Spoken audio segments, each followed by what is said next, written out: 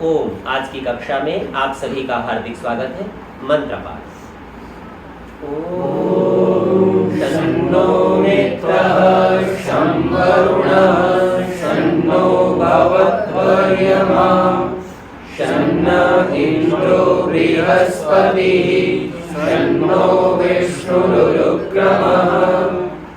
ओम नमो ब्रह्मणे नमस्ते वायो त्वमेव प्रत्यक्षं ब्रह्मासि त्वामेव प्रत्यक्षं ब्रह्म वदिष्यामि ऋतं वदिष्यामि सत्यं वदिष्यामि तन्मामवतु तद्वक्तारमवतु अवतु माम् अवतु वक्तारम्। ओम शांति शांति शांति। पिछले पाठ में आपका कोई प्रश्न या शंका हो तो पहले उसे देख सकते हैं। ठीक है, यदि उपस्थित लोगों का कोई प्रश्न नहीं है तो जो लोग इस कक्षा को ऑनलाइन सुन रहे हैं, यदि आपका कोई प्रश्न हो तो कह सकते हैं।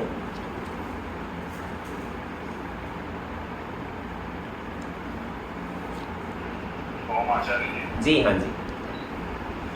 आचार्य जी, जैसे ईश्वर का मुख्य नाम ओम है, तो ये जो परमेश्वर या ईश्वर बोलते हैं, ये क्या उपाधि है या विशेषण को क्या बोलते हैं? ठीक है, अच्छा प्रश्न है।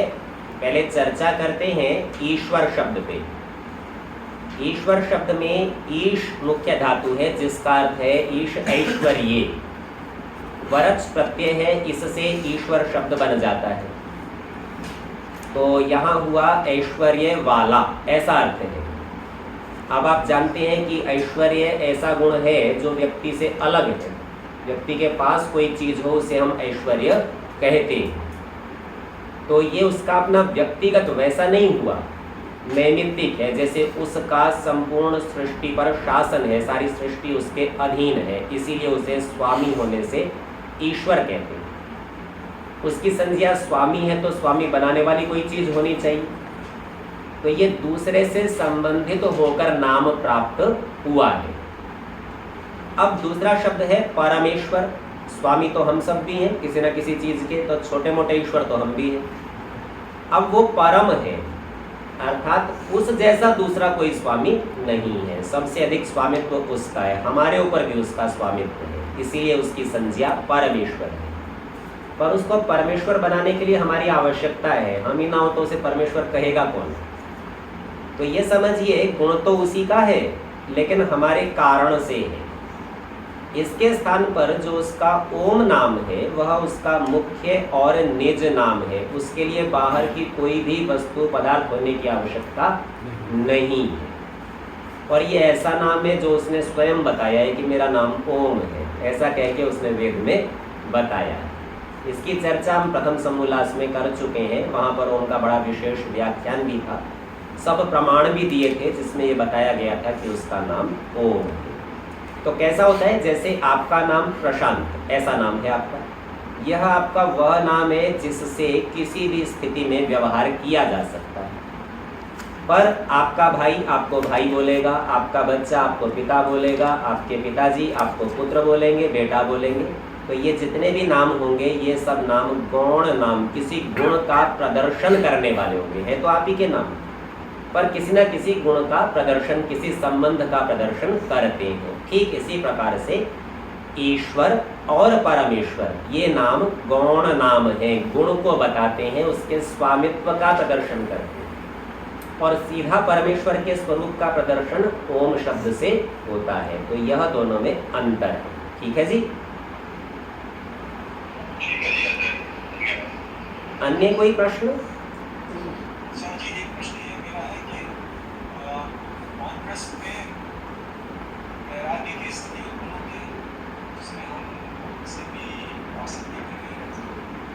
ठीक है, तो इस प्रश्न का उत्तर इस प्रकार से है कि प्रथम वैराग्य होने पर व्यक्ति वन में जाता है। वैराग्य ही नहीं हुआ, सांसारिक सुख की इच्छा बनी हुई है तो वन में जाएगा ही क्यों? संसार में ही बना रहेगा, नगर में ही रहेगा, सुविधाओं में ही रहेगा।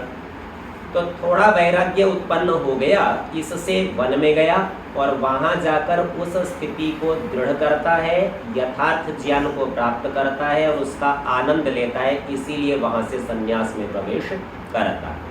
ठीक है जी। अन्य कोई प्रश्न? जी माता जी। छोटे बड़े ईश्वर हम भी हैं, हम ईश्वर कैसे?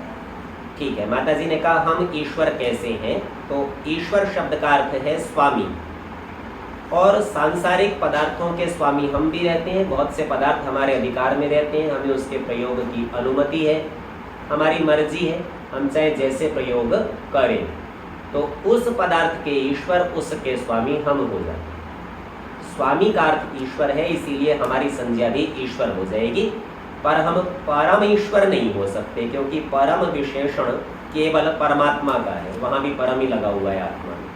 तो ऐसा करने से चरम उत्कृष्ट स्थिति आती है, वह केवल ओम नाम वाले परमेश्वर की है।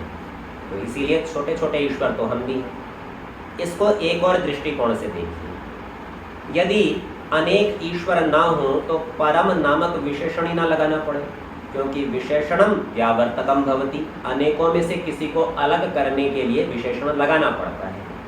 सभी विद्यार्थी हैं, सभी पढ़ते हैं, पर एक थोड़ा अच्छा विद्यार्थी है तो हम कहते हैं सर्वश्रेष्ठ विद्यार्थी है।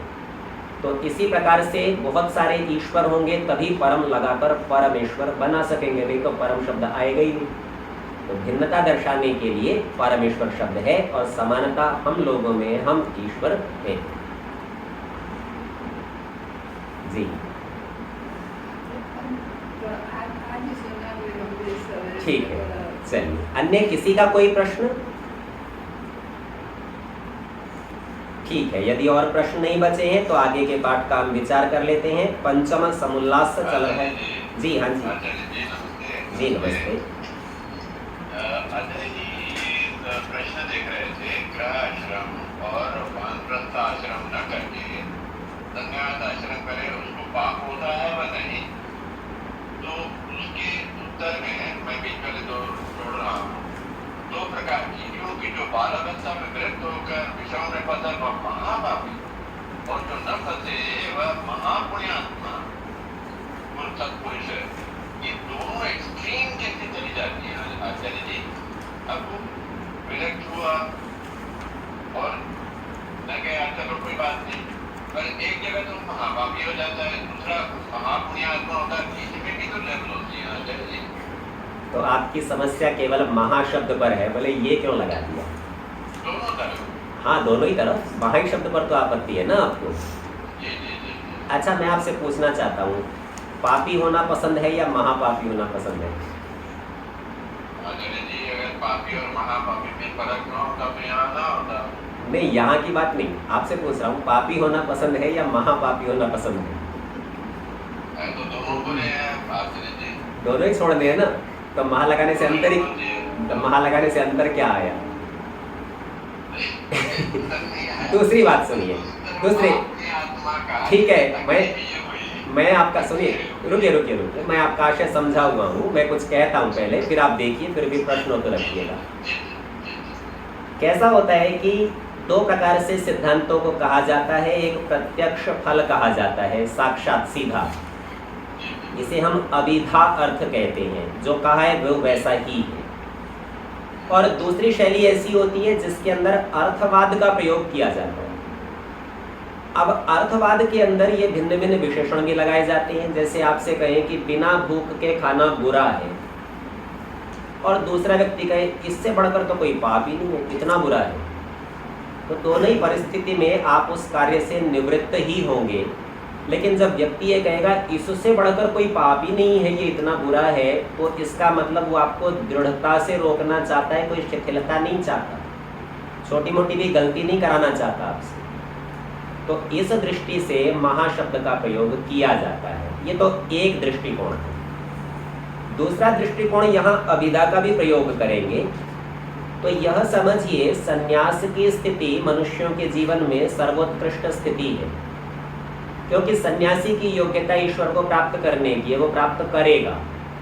तो यूं समझिए सबसे बड़ा लाभ आपका होने वाला है, और आप उस लाभ को छोड़कर शुद्र सांसारिक सुख में फंसे, तो क्या आप सबसे बड़े पापी नहीं होंगे?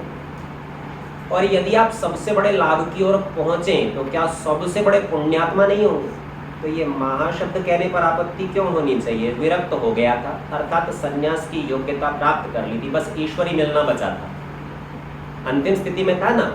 ये ऐसा समझिए कि कोई व्यक्ति शिक्षा के क्षेत्र में पीएचडी प्राय करके इसी कोई अंतिम समझते हैं, यद्यपि इससे आगे भी होती है, तो पीएचडी तक की पढ़ाई कर ले और पढ़ाई करके कहे अब मेरे को पढ़ने लिखने से कोई लेना देना नहीं, अब मैं केवल छोटे बच्चों की तरह मैदान में खेलूंगा, खाऊंगा, पीऊंगा, जैसे वो प्राथमिक के होते हैं ना, प्राइमरी के बच्चे, उनको केवल विद्यालय में बैठना सिखाते हैं, वैसा ही सब व्यवहार करने लगे, तो उसको ये कहेगा ये व्यक्ति सबसे बड़ा मूर्ख है। ये नहीं कहेगा ये मूर्ख है, कहेगा ये सबसे बड़ा मूर्ख है, इतना पढ़ लिया और उसके बाद ऐसा करता है।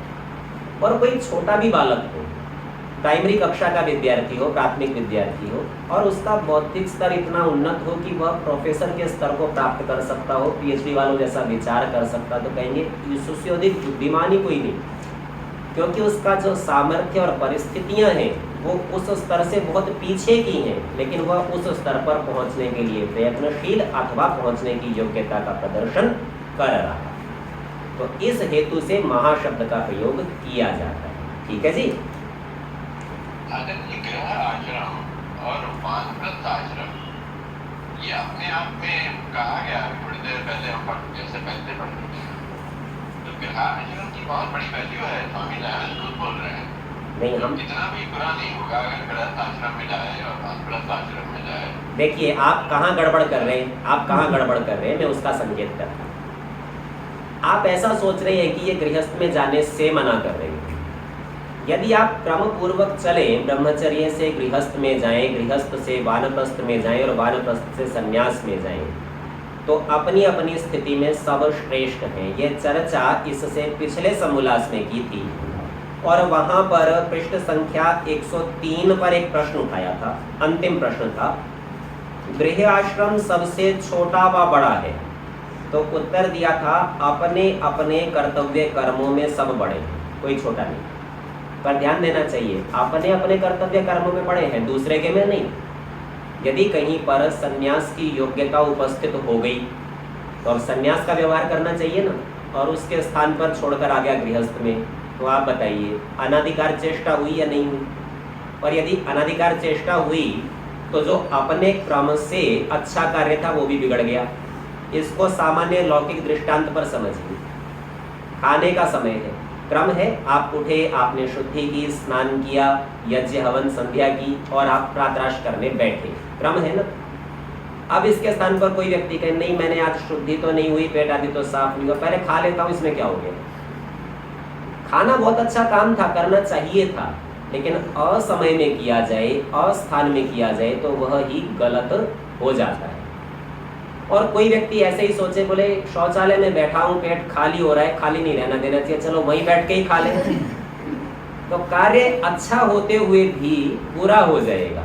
तो अपने अपने स्थान, अपनी अपनी परिस्थिति में ही कार्य अच्छे होते हैं। गृहस्थ अपने क्रम पर, अपने स्थान पर अच्छा है, लेकिन वैराग्य ही प्राप्त कर लिया, योग्यता संन्यास की हो गई, उसका अवसर आ गया और उसके स्थान पर छोड़कर गृहस्थ में जा रहा है तो गलत हो जाएगा।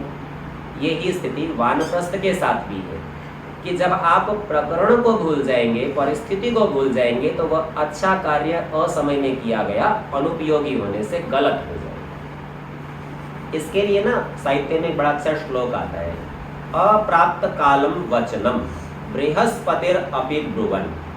अब बृहस्पति देवताओं के गुरु हैं, सबसे अधिक योग्य होंगे ना, विद्वान होंगे सबसे बड़े। बोले वो बोल रहे हैं, पर बोल कैसे रहे हैं? अप्राप्त कालम वचनम, बोलने का समय ही नहीं है, वही बोल रहे हैं। अब विद्वान बोलेगा तो बुरी बात थोड़ी बोलेगा, बहुत अच्छी बोलेगा, सर्वश्रेष्ठ विद्वान सबसे अच्छी बोलेगा, पर कहीं ऐसा हो जाए कि वो भी असमय में बोल दे तो लभते बहु अपमानम अवज्ञानम च सर्वदा, तो उसका भी अपमान होगा और अवज्ञा, कोई मानेगा नहीं उसकी बात, उसके साथ भी ऐसा होता है। तो इससे समझिए कि उचित वस्तु, उचित प्रक्रिया उचित स्थान पर नहीं होने से व्यर्थ हो जाती है। इसी वैयर्थ्य को यहाँ पर प्रदर्शित किया है। ठीक है जी। जय अन्य कोई प्रश्न? ठीक है, तो यदि और प्रश्न नहीं है तो आगे के पाठ का हम विचार कर रहे हैं पंचम समुल्लास में।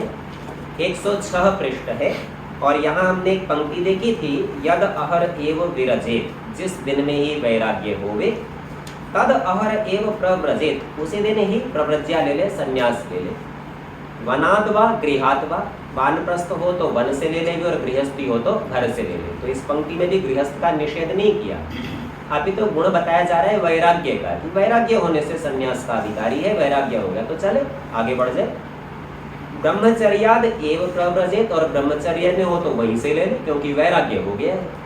तो ये नहीं कह रहे कि गृहस्थ में नहीं जाना, ये नहीं कह रहे कि वानप्रस्थ में नहीं जाना, अभी तो ये कह रहा है यदि वैराग्य हो गया है तो इनमें जाने की आवश्यकता नहीं है, अन्यथा क्रम चलता है। आर्य भाषा में इसको समझाते हैं, जिस दिन वैराग्य प्राप्त हो उसी दिन घर व वन से संन्यास ग्रहण कर लेवे। और ये पहले संन्यास का पक्ष क्रम कहा। पंडित युधिष्ठिर मीमांसक जी ने इस पर टिप्पणी लगाई है कि यहाँ पर क्रम पक्ष शब्द होना चाहिए, व्याकरण की रीति से बनता भी ऐसा ही है। इसे हम आर्ष प्रयोग मान लेंगे, स्वामी जी ने कर दिया तो कर दिया, ऐसा मान के चलेंगे।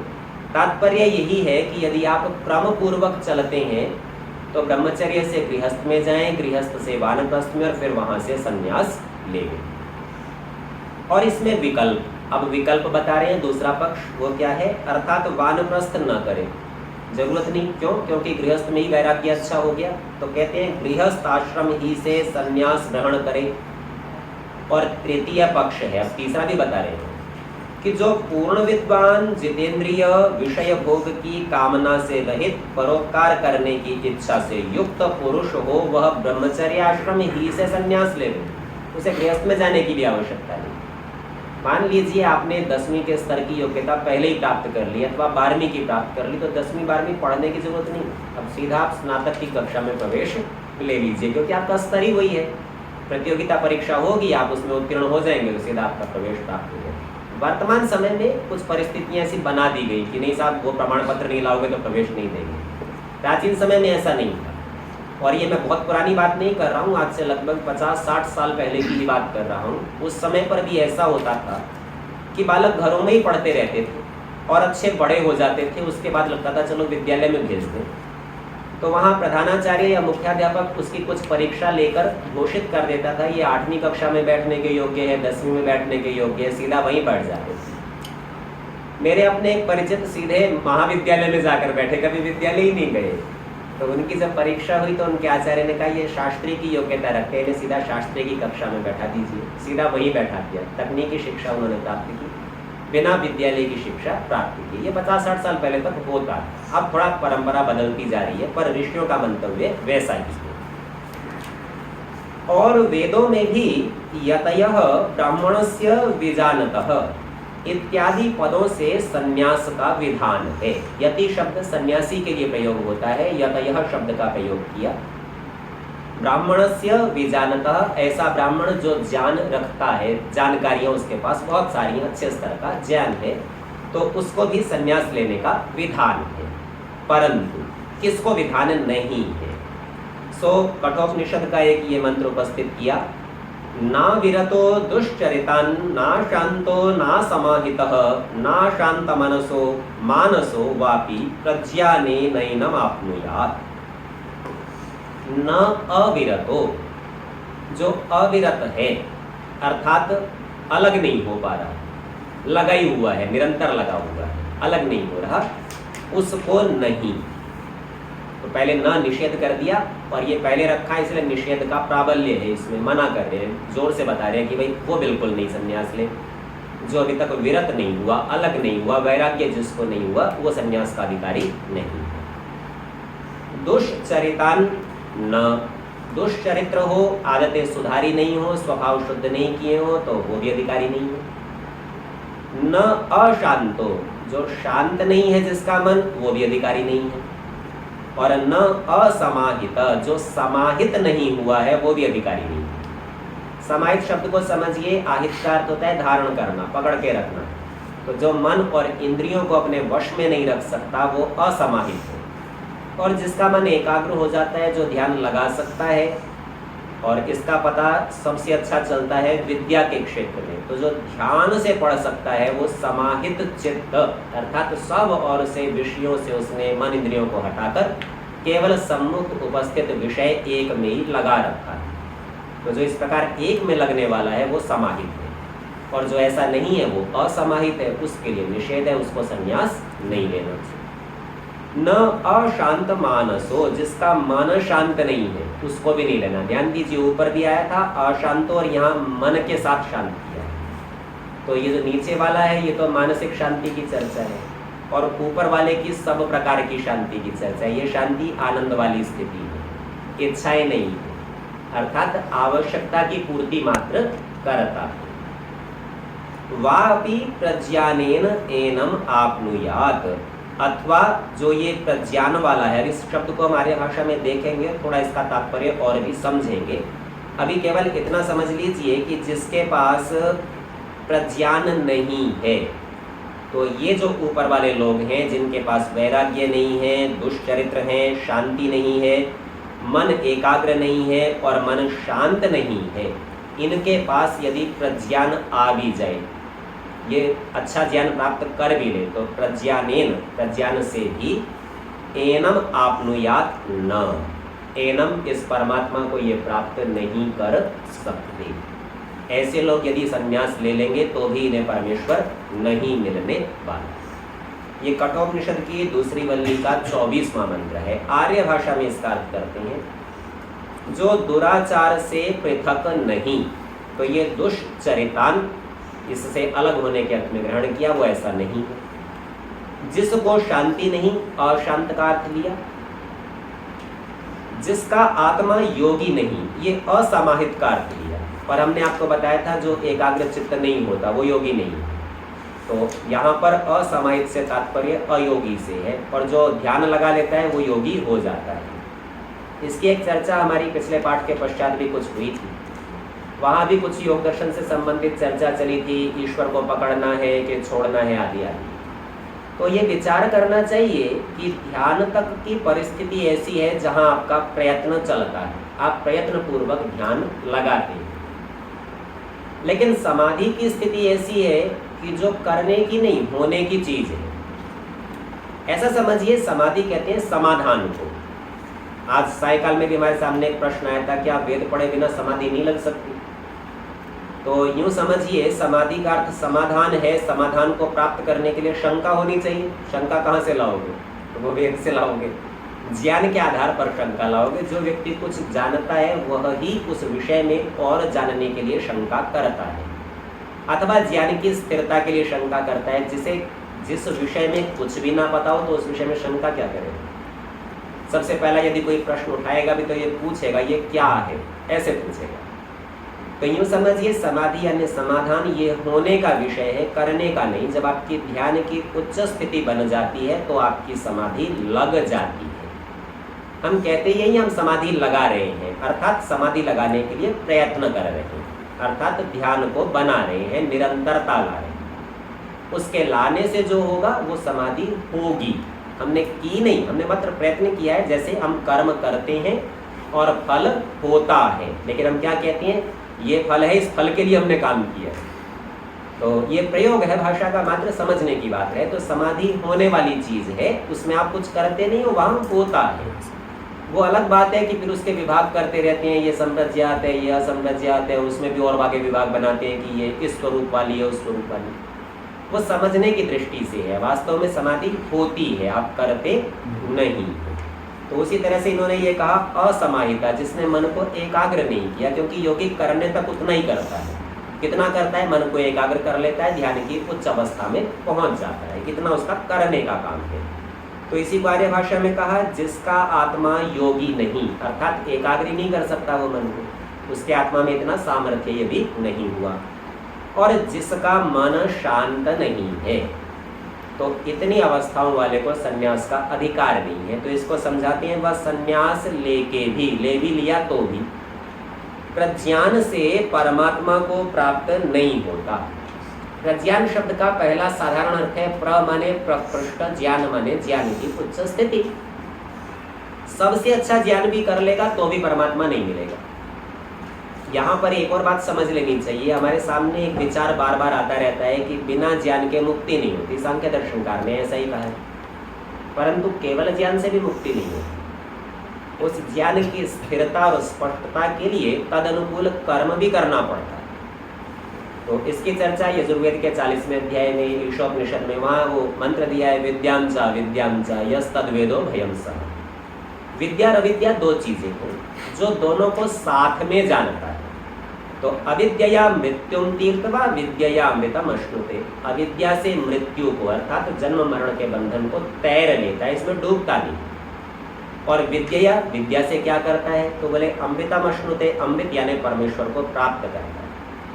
बहुत अच्छा तैराक को तैर रहा है, डूब नहीं रहा, लेकिन तैर के बाहर ही नहीं निकला तो कितनी देर तैरेगा? तो यूं समझिए, तैरने की प्रक्रिया अविद्या से होती है और बाहर निकलने की प्रक्रिया विद्या से होती है। ये विद्या और अविद्या क्या है? तो स्वामी जी महाराज ने ऋग्वेदादि भाष्य भूमिका में इसे स्पष्ट किया है। कहते हैं जीवन में 3 चीजें हैं, ज्ञान, कर्म और उपासना। अब ज्ञान को एक तरफ रखिए तो बाकी जो दोनों बचे वो ज्ञान नहीं है ना, इसीलिए कर्म और उपासना को अविद्या का, कि ज्ञान तो हो गया विद्या और बाकी दोनों चीजें अविद्या। अब बिना अविद्या के, बिना कर्म और उपासना के तैर नहीं सकता, और आप तैरोगे नहीं तो पार कैसे जाओगे? पर केवल तैरने से भी पार नहीं जाता, पार जाके बाहर निकलना भी पड़ता है। निकलने के लिए ज्ञान चाहिए। तो जब सांख्यकार कहते हैं ना ज्ञान से मुक्ति होती है, तो वो ये मान के चलते हैं कि आप कर्म और उपासना कर चुके, आगे की बात कह रहे हैं। कोई ये सोचे कि नहीं केवल ज्ञान से हो जाएगी, मैं पढ़ लूंगा इतने से ही हो जाएगी, उतने से नहीं होगी। यहाँ इसी को बताया, वो संन्यास लेके भी प्रज्ञान से परमात्मा को प्राप्त नहीं कर सकता, क्योंकि उसका कर्म ठीक नहीं होगा, वो दुष्चरित्र है। उसकी उपासना ठीक नहीं होगी क्योंकि उसका मन शांत नहीं है, वो खुद शांत नहीं है। इसलिए दोनों चीजें जब प्राप्त होंगी तब परमात्मा प्राप्त होता है। यहाँ जो ये प्रज्ञान शब्द रखा है, यह ही शब्द मांडुक्य उपनिषद में भी आता है, और वहां इसका व्याख्यान करते हुए चेतो मुख यह शब्द रखा गया है। चेतो चित्त से संबंधित है, चिति संज्ञाने, ज्ञान की अवस्था, और मुख मुख्यता की अवस्था, अर्थात ज्ञान की मुख्यता का व्यवहार कर ले तो भी परमात्मा प्राप्त नहीं होगा। कर्म भी चाहिए ही चाहिए, उपासना भी चाहिए ही चाहिए। तो इसलिए क्या करें? अब ये वही कठोपनिषद में 3री वल्ली के 13वें मंत्र में बताया, करे क्या? तो कहते हैं यच्छेद वांग मनसी प्राज्यस तद यच्छेद ज्ञान आत्मनि, ज्ञानम आत्मनि महति नियच्छेद। जी हाँ जी। आचार्य जी, ज्ञान, कर्म और उपासना जी, तीनों मार्ग बताए थे गीता में मुक्ति के। जी ठीक है, अपने आप में जी। तो आपकी आपत्ति है यदि ये अकेले अकेले ही मार्ग है तो आप तीनों को जुड़वा क्यों रहे हो? ठीक है ना? तो कैसा करते हैं साहब, सबसे पहले हम प्रमाणों का विचार करते हैं जो हमने तृतीय समोल्लास में पढ़े थे। वेद स्वतः प्रमाण है, और जो बात वेद कहता है उसको किसी और से प्रमाणित करने की आवश्यकता नहीं है। वेद से इतर जितने भी ग्रंथ हैं वे सब परतः प्रमाण हैं, अर्थात यदि वेद के अनुकूल हो तो स्वीकार और वेद के प्रतिकूल हो तो अस्वीकार हो जाते हैं। अब यहाँ पर एक और रहस्य है, वो भी समझ लेना चाहिए। वो रहस्य ये है कि ऋषियों के किए गए ग्रंथों में कभी कभी हमें ऐसा लग सकता है कि ये बात तो वेद से विपरीत है, तो क्या उसको छोड़ दें? एक पक्ष तो है हाँ छोड़ दें, किसी ने मिलावट कर दी होगी, और दूसरा पक्ष कहेगा नहीं हम परंपरा से देखते आ रहे हैं, ऋषियों के इस पर व्याख्यान भी मिल रहे हैं, तो ये छोड़ने लायक बात तो नहीं है, गलत नहीं है, मिलावट नहीं है। तो क्या करें? तो अपने को करना ये है कि ऋषियों के उन वाक्यों का अर्थ वेद के अनुकूल बदल लेंगे, अर्थात उनसे वैसा ही भाव ग्रहण कर लेंगे। एक छोटा सा दृष्टांत देता हूँ। वेदांत दर्शन में एक चर्चा आएगी, बिल्कुल अंत में आएगी, 4th अध्याय के 4th पाद में, और वहां कह देंगे न च पुनरावर्तते न च पुनरावर्तते। 2 बार कहने से उपनिषदों की समाप्ति, और वेदांत में चूंकि उपनिषदों की चर्चा है इसलिए वहां भी ऐसा ही सूत्र बना लिया। अब ये कह रहा है कि मुक्ति में गया तो पुनरावर्तते न, फिर लौट कर नहीं आता, और 2 बार कह रहा है दृढ़ता से। तो स्वामी जी महाराज के सामने ये प्रश्न उठाया गया, देखो साहब आप कहते हो मुक्ति में जाएंगे फिर लौट के आएंगे, और ये सूत्र रख दिया। तो स्वामी जी बोले ठीक नहीं है, क्योंकि वेद में कहा है को असी कतमसी कस्य नामासी एषोसी, तो कौन है, कहाँ से आया है, किसका है। और वहीं आगे चर्चा है कि वह कौन है जो हमें बार बार माता और पिता का दर्शन कराता है।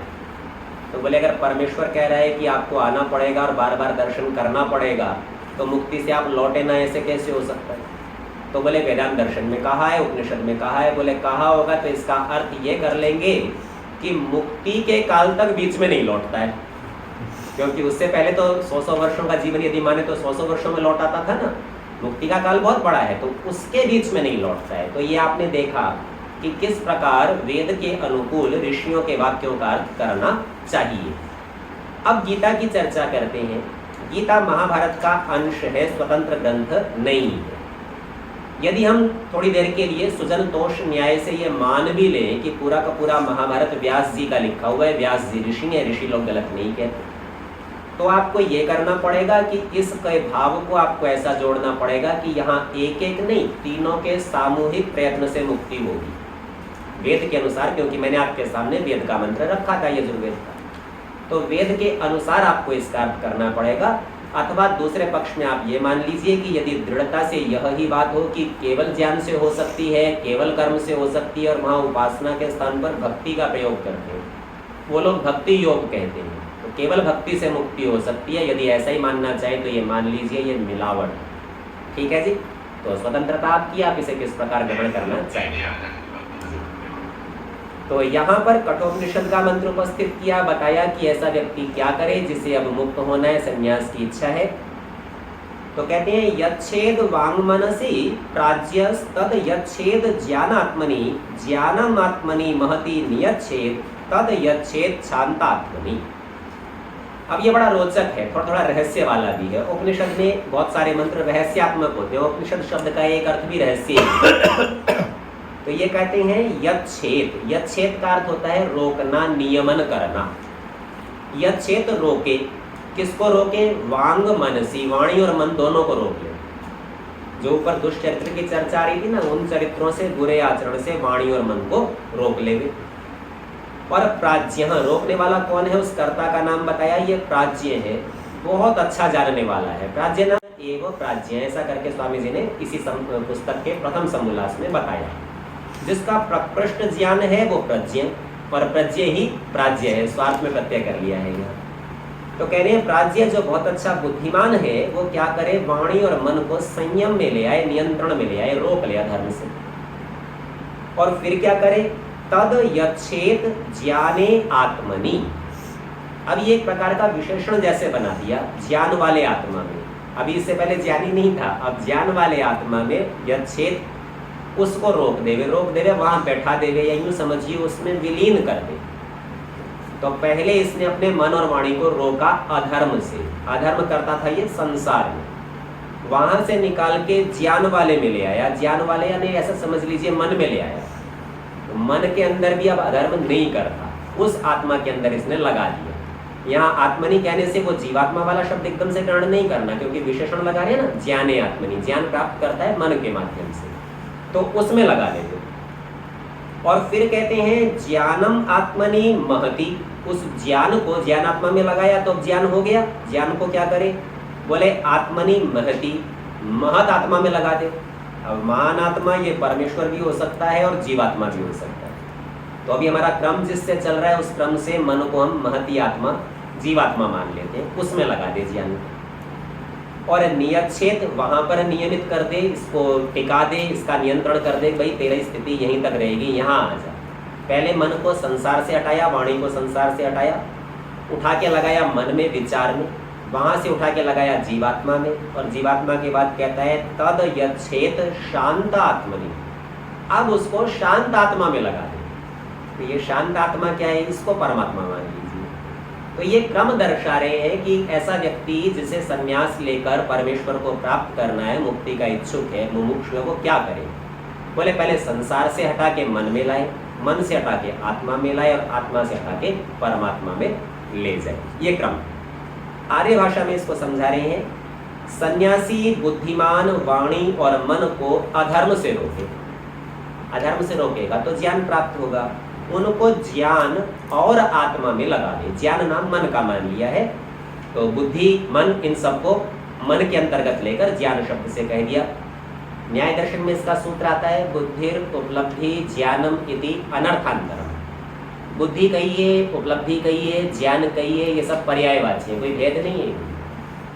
तो यहाँ पर जब कहा ज्ञान में लगाए अर्थात बुद्धि या मन में लगा देंगे और आत्मा में, उसके बाद आत्मा में लगा देंगे। और उस ज्ञान और स्व आत्मा को, यानी वो मन को और अपनी आत्मा, उन दोनों को परमात्मा में लगावे, शांत आत्मा में, और उस विज्ञान को शांत स्वरूप आत्मा में स्थिर करें। तो जिसकी चर्चा मैं आप लोगों से कर रहा था कि हमारे सामने ये उपस्थित किया था, साधन भी परमात्मा है, साध्य भी परमात्मा है, साध्य को प्राप्त करने के लिए साधन छोड़ना पड़ता है, तो इन्होंने कहा स्वात्मा को परमात्मा में लगा दो, अर्थात परमात्मा के ऐसे कार्यों का विचार करें जो बाहर दिख पड़ते हैं, और फिर कहा वहां से उठा के शांत स्वरूप आत्मा में स्थिर करें, अर्थात परमात्मा के उन गुणों का विचार करें जिसमें आनंद ही आनंद होता है, दुख का लेश भी नहीं रहता।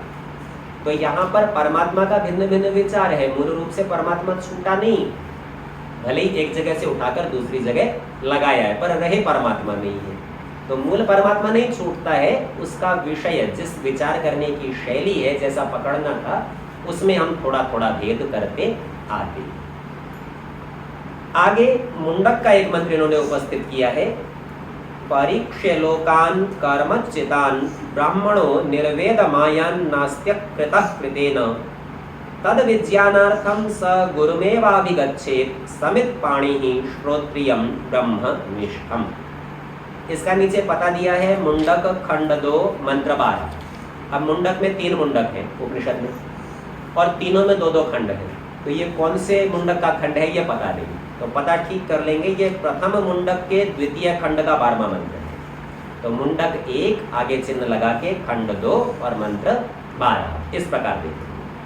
ये बड़ा रोचक है, गंभीर है, सरल भी। ये कहते हैं परीक्ष्य, परीक्षा कर लीजिए, परीक्षा कर लीजिए। किसकी परीक्षा करें? बोले लोकान, संसार की। वो कैसा है संसार? बोले कर्मचितान, कर्म से उसको संचित किया जा सकता है, इकट्ठा किया जा सकता है। आप काम करते जाइए, संसार को इकट्ठा करते रहिए। संसार ऐसा है, कर्म से प्राप्त होता है। ब्राह्मणों, ब्राह्मण ने, उसने परीक्षा कर ली, देख लिया सारा संसार कर्म से मिलता है। निर्वेदम आयान नास्ति अकृतः कृतेन, कृतेन कार्यों के द्वारा, करने के द्वारा, अकृतः, अकृत जो नहीं किया हुआ। अब संसार किसी के द्वारा किया गया है, किया गया है अर्थात बनाया गया है, तो जो किया गया है तो वो तो कर्म से मिल जाएगा, और जो नहीं की गई वस्तु होगी वो कर्म से नहीं मिलेगी। तो इसी को कहा नास्ति, नहीं है। क्या नहीं है? अकृत, जो नहीं किया गया है वो कृतेन, किए हुए कार्यों से, कर्म से वो नहीं मिल सकता। जो हम थोड़ी देर पहले चर्चा कर रहे थे, आपको संसार से बाहर निकलना है तो पहले संसार में तैरना तो सीखना पड़ेगा, नहीं तो डूब ही जाओगे। तो वो बोले कि तैरने से बाहर नहीं निकलते, तैरने के बाद बाहर निकलने के लिए दूसरी चीज चाहिए। तो इसी को बता रहे हैं कि आप कार्यों से उस अकृत परमात्मा को, परमात्मा नहीं किया हुआ ना, सदा से है, तो परमात्मा कर्म से प्राप्त नहीं होता, पर बिना कर्म के भी प्राप्त नहीं होता, वो भी आवश्यक है। तद विज्ञानार्थम, उसके विज्ञान के लिए, उसके स्थिर निर्भंत ज्ञान के लिए, स कौन? वह ब्राह्मण जिसने ये ऊपर परीक्षा ही की है, उसको कुछ करना है। क्या करना है? गुरुम एव अभिगच्छेत, गुरु के पास चला जाए, अपने से अधिक ज्ञानी के पास चला जाए ज्ञान प्राप्त करने के लिए। कैसे जाए? तो उसका विशेषण लगाया है समित पाणिहि। पाणी कहते हैं हाथ को, हाथ में समिधा लेकर चला जाए। हमने समिधा शब्द पर पिछली कक्षा में भी विचार किया था। ये तो प्रतीक है मात्र, हाथ में समिधा लेकर इसलिए जाता है क्योंकि जो सबसे बड़ा करने का काम है ना, वो है यज्ञ, अग्निहोत्र। अब गुरु जी रोज करते हैं, तो ये समिधा लेके गया, बोले जी मैं भी आपके जैसे ही विचार वाले हूँ, मैं भी यही काम करूंगा, आपका सहयोग करूंगा, साथ में रखूंगा। और इस प्रतीक में यह दर्शाया है कि जैसे ये समिधा अग्नि में पड़ के चमकती है, ऐसे ही मैं आपके प्रति समर्पित होता हूँ और आपके ज्ञान से मैं भी प्रकाशित हो जाऊंगा। तो उधर तो स्थूल बाह्य प्रतीक बनाया है, लेकिन उसका प्रयोग अपने भाव को प्रदर्शित करने के लिए भी किया है। तो ये विद्यार्थी समित पाणी हो गए। स्वामी जी महाराज जहाँ इसका अर्थ करते हैं ना समित पाणी का, वहाँ करते हैं अरिक्त हस्तम, खाली हाथ नहीं जाए। कुछ ना कुछ सेवा के भेंट के निमित्त लेकर जावे। तो ऐसे गुरु के पास जाना चाहिए। और गुरु कैसा हो तो दो उसके विशेषण बताए। श्रोत्रियम, श्रोत्रिय शब्द का अर्थ स्वामी जी महाराज करते हैं जो वेद वेदांगों का ज्ञाता है, अच्छी प्रकार उनका अनुभवी विद्वान है, सांगोपांग वेदों को पढ़ा हुआ है, उसकी संज्ञा श्रोत्रिय है। तो गुरु ऐसा होना चाहिए। और उसकी दूसरी विशेषता ब्रह्मनिष्ठम, केवल शाब्दिक ज्ञान नहीं हो, वो ब्रह्म में स्थिर भी हो, ठहरा भी हुआ हो, अर्थात उसका आचरण ऐसा हो, उसकी समाधि लगती हो, उसे ब्रह्म का साक्षात होता हो। तो ऐसे गुरु के पास समित पाणी होकर चला जाए, इस निश्चय से चला जाए कि मैंने सारे संसार को देख लिया, संसार कर्मों से प्राप्त हो सकता है, लेकिन न बनाया हुआ परमात्मा कर्मों से प्राप्त नहीं हो सकता। सो आज के पाठ का समय समाप्त होता है, शेष चर्चा अगली कक्षा में करेंगे।